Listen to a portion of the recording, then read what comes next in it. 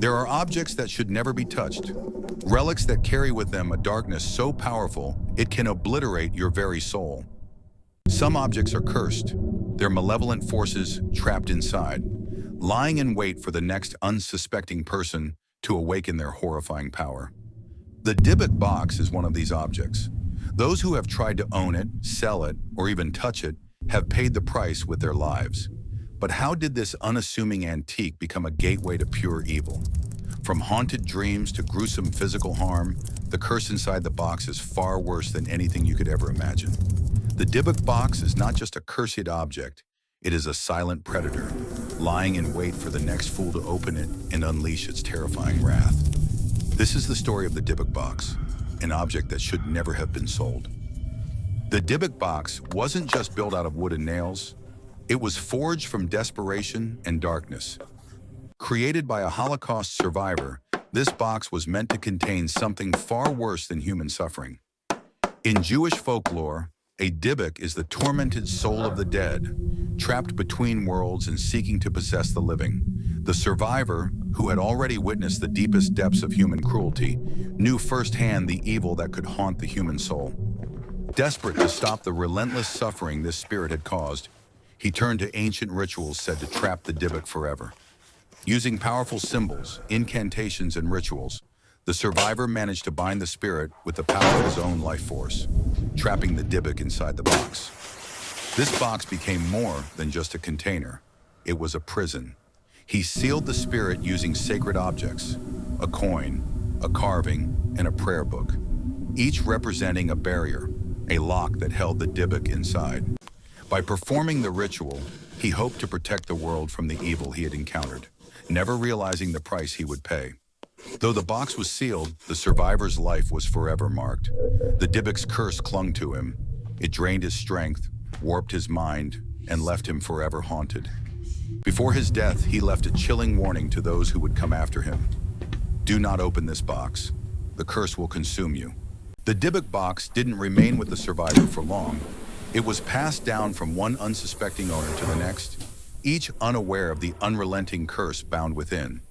And as the box changed hands, the evil inside it grew stronger. The first recorded victim was a woman who purchased the box at an estate sale. At first, it seemed like just an ordinary antique, but after bringing it into her home, she began to experience strange occurrences. Her health rapidly declined. She suffered from frequent headaches, nausea, and a constant feeling of being watched. It wasn't long before the smell of rotting flowers began to fill her home, as if the box itself were decaying. Then came the scratching, soft at first, then frantic, coming from inside the box. One night she found it had moved across the room on its own. Her family suffered too. A relative who touched the box suffered a sudden stroke. Others were plagued by nightmares of shadowy figures hovering in the corners of their rooms. From owner to owner, the story remained the same. Illness, accidents, paranoia, and sleepless nights haunted by the certainty that something unseen was following them. One man who acquired the box was plagued by violent fits of coughing. Others claimed to see the box move on its own, or heard faint whispers and felt cold hands on their skin. Each owner passed the box on in desperation, but it always found its way into new hands. With every passing, the Dybbuk grew stronger, its influence more dangerous. It was a harbinger of death and despair. In 2001, a man named Kevin Mannis, a furniture collector, purchased the Dybbuk Box at an estate sale, unaware of the evil that would soon enter his life. To him, it was simply a quirky antique, nothing more than an old wine cabinet. But the moment it crossed the threshold of his home, the box's curse stirred. At first, the strange occurrences seemed like nothing more than coincidences. A flickering light here, a creak of the floorboards there. But soon, Kevin began to notice far darker things happening around him. The box began to emit a putrid, decaying odor, a smell that he could never get rid of, no matter how many times he cleaned the room. Things grew worse when Kevin began having horrific nightmares in his dreams. He would see dark figures watching him from the shadows, always with the same menacing stare. He would wake up in the middle of the night, feeling as if something was standing next to his bed, its breath cold against his skin. But it wasn't just the dreams. Objects began to move on their own. One night, Kevin was sitting in his living room when a picture frame flew off the wall and shattered across the floor, as if thrown by an invisible force. He heard scratching noises coming from within the box, but when he opened it, nothing was there. The terror was only just beginning. It wasn't long before the physical effects started to manifest. Kevin's health began to deteriorate. He developed chronic migraines, his body growing weaker by the day. But it wasn't just his physical state that was suffering. Kevin started to lose his mental clarity.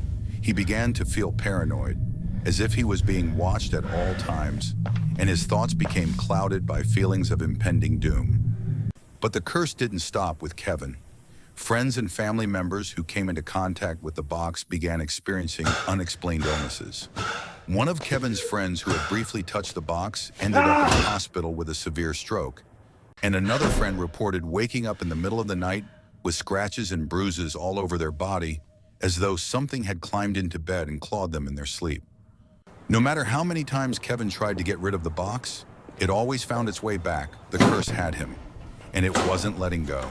Kevin's attempt to dispose of it only led to more misfortune. But eventually he sold the box to a paranormal investigator, hoping it could be contained. But the curse followed. Even this expert in the occult found that the box's curse was unlike anything he had ever encountered.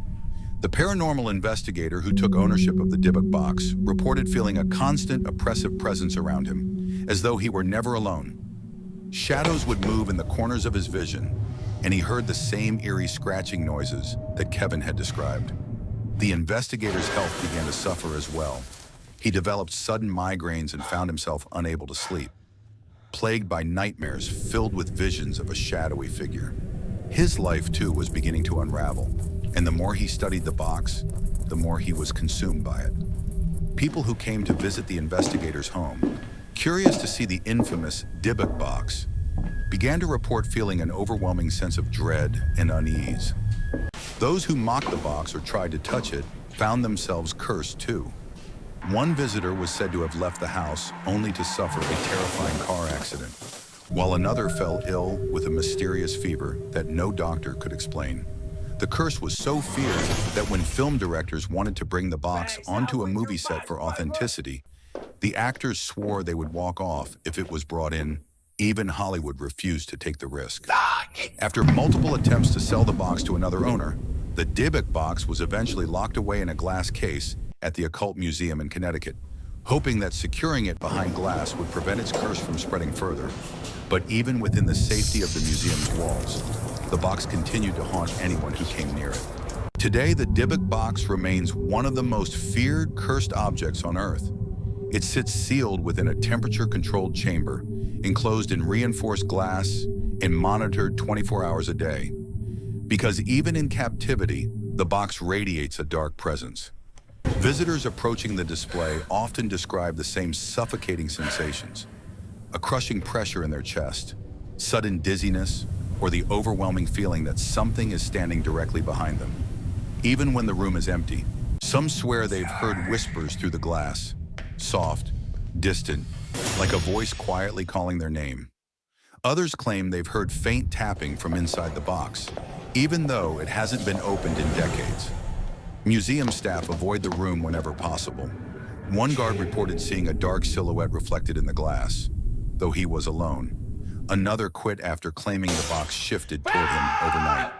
Cameras malfunction, audio corrupts, batteries drain instantly. It's as if the box rejects being observed, resisting anything that tries to uncover more.